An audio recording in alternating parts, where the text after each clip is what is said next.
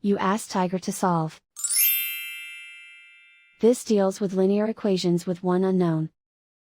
The final result is y equals 3. Let's solve it step by step. Simplify the expression. Expand the parentheses. Simplify the arithmetic. Group all constants on the right side of the equation.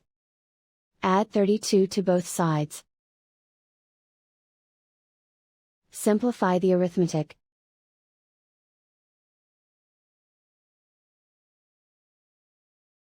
Isolate the y. Divide both sides by 4.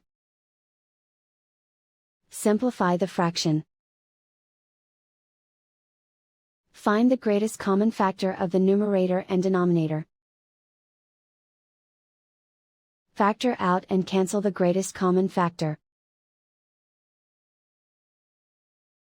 And so the final result is y equals 3.